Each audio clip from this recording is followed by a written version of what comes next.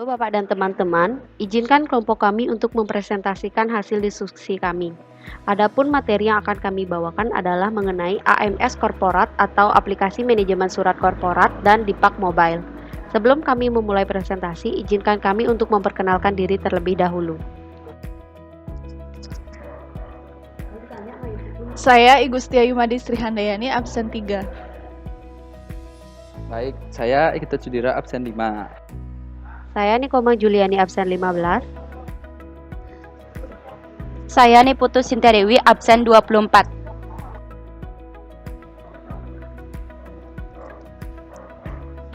Dalam presentasi kali ini, kami akan membahas yang pertama, aplikasi apa, yang kedua, fitur apa saja yang terdapat pada aplikasi, kemudian bagaimana cara pemakaian aplikasi, dan yang terakhir saran untuk pengembangan aplikasi.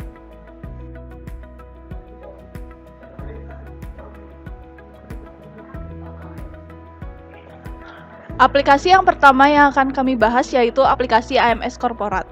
Aplikasi AMS Korporat atau aplikasi manajemen surat korporat merupakan aplikasi yang berfungsi untuk pengelolaan administrasi kesekretariatan atau surat menyurat di lingkungan internal PT PLN Persero maupun eksternal. Kegiatan surat menyurat sepenuhnya dilakukan pada aplikasi ini, mulai dari proses pembuatan surat hingga pengiriman surat. Aplikasi ini dapat diakses melalui jaringan internet maupun intranet dengan alamat website www.amskorporat.pln.co.id dan dapat didownload pada Play Store. Pada presentasi kali ini, kami akan membahas AMS Korporat yang diakses melalui website.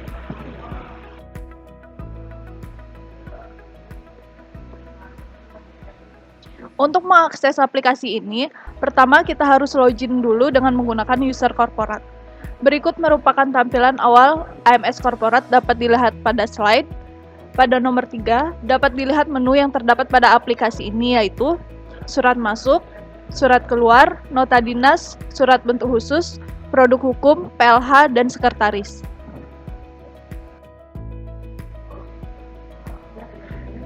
Selanjutnya saya akan menjelaskan tata cara pembuatan surat keluar. Yang pertama, pembuatan kop surat.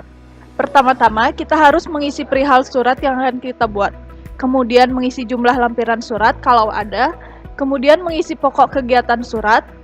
Kemudian kode masalah. Dilanjutkan dengan sifat pengamanan surat. Apakah bersifat rahasia atau tidak rahasia. Dan terakhir memilih sifat penyampaian surat. Apakah penyampaiannya biasa, segera, atau sangat segera. Apabila semua submenu pada menu kepala surat sudah terisi, dilanjutkan dengan mengisi menu pengirim. Pada menu ini, klik jabatan, kemudian ketik jabatan yang akan menandatangani surat. Setelah jabatan dipilih, maka nama pejabat, NIP, nama unit, dan bisnis organisasi secara otomatis akan terisi. Oke, baik. Selanjutnya ada isi tab penerima surat keluar internal. Cara menggunakannya yaitu klik tab kepada, lalu pilih unit organisasi dan isi nama pada kolom yang tersedia untuk memilih nama pegawai atau jabatan. Di sebelahnya ada isi tab pemeriksa. Klik terlebih dahulu pemeriksa, lalu isi nama pada kolom yang tersedia untuk memilih nama pemeriksa. Selanjutnya, pembuatan bodi surat. Bodi surat digunakan untuk mengisi isi surat keluar. Masukkan isi surat dengan cara manual atau dapat juga dilakukan dengan menyalin atau copy dari dokumen yang sudah ada.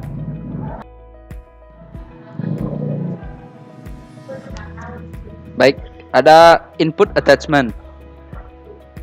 Masukkan file yang akan dilampirkan dalam surat yang akan dibuat jika memang ada lampirannya. Untuk jenis file lampirannya bisa berupa dokumen file, gambar, atau PDF. Ukuran maksimal total lampiran dapat dimasukkan yaitu 100 MB. Untuk memasukkan lampiran bisa dengan drag, drop, atau pilih browse. Sebelah kanannya ada proses penyimpanan sebagai konsep dan kirim. Proses penyimpanan sebagai konsep. Proses penyimpanan sebagai konsep merupakan proses untuk menyimpan surat keluar yang dapat dilihat melalui menu surat keluar, submenu konsep. Maka, surat tersebut akan tersimpan di dalam folder konsep. Untuk mengecek apakah surat tersebut benar-benar tersimpan di dalam folder konsep. Pada menu surat keluar dan folder konsep, pada menu nota dinas, klik konsep. Selanjutnya ada proses kirim surat.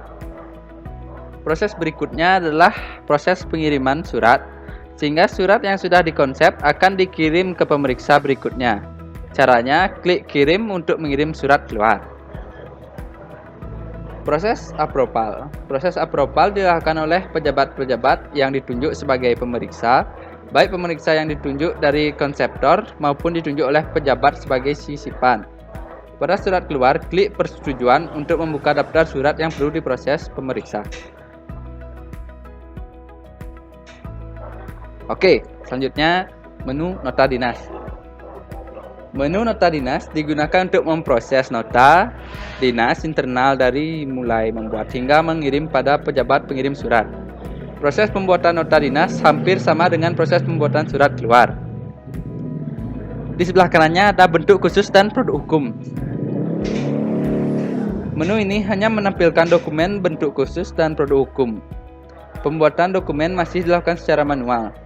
AMS Korporat hanya mengakomodir proses pembuatan nomor untuk dokumen bentuk khusus dan produk hukum. Selanjutnya ada saran pengembangan aplikasi ya dari kelompok kami.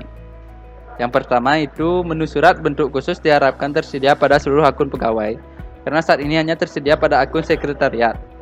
Yang kedua, lebih fleksibel pada proses pembuatan surat karena masih terkesan kaku. Seperti proses pembuatan tabel pada isi surat masih sulit dilakukan. Aplikasi di Pak Mobile. Aplikasi di Pak Mobile adalah aplikasi yang didukung oleh sistem Android.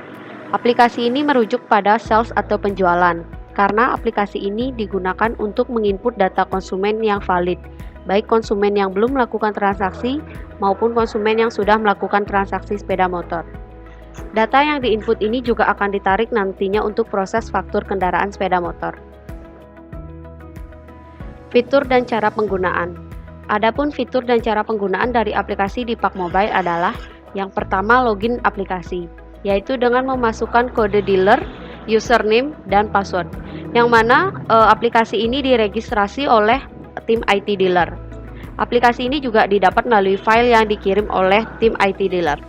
Selanjutnya, setelah proses login sukses, itu akan muncul homepage atau menu utama, yang mana di sana ada 3 kategori, yaitu sales, service, dan spare part. Pada kategori sales itu ada pilihan task list, prospek, dan prospek sinkron. Nah, di sini saya akan melanjutkan presentasi mengenai menu penginputan data. Pada bagian menu prospek ada 4 tahap yang harus diisi sesuai data konsumen yang sebenarnya dan wajib menginput data sesuai KTP untuk konsumen yang sudah deal atau sudah transaksi dalam pembelian sepeda motor. Pada tahap pertama yaitu bagian customer info dan prospek info, bagian ini wajib diisi secara lengkap dan detail sesuai data konsumen dan sumber datanya. Pada tahap kedua, mengisi data konsumen yang lebih lengkap, dan untuk konsumen yang sudah transaksi wajib mengisi semua arahan yang ada pada tahap kedua serta menambah foto dokumen pendukung seperti foto KK dan KTP.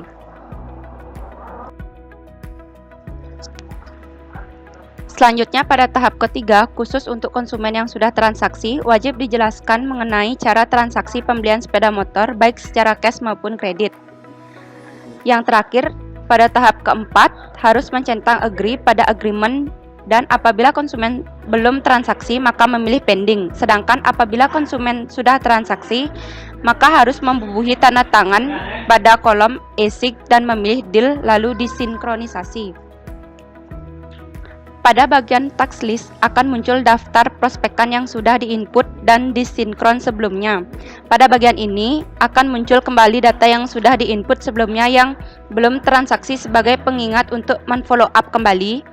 Data ini akan tersimpan selama 30 hari dan pada bagian deal akan kelihatan daftar data konsumen yang sudah transaksi yang nantinya akan ditarik oleh bagian faktur untuk proses pembuatan STNK dan BPKB.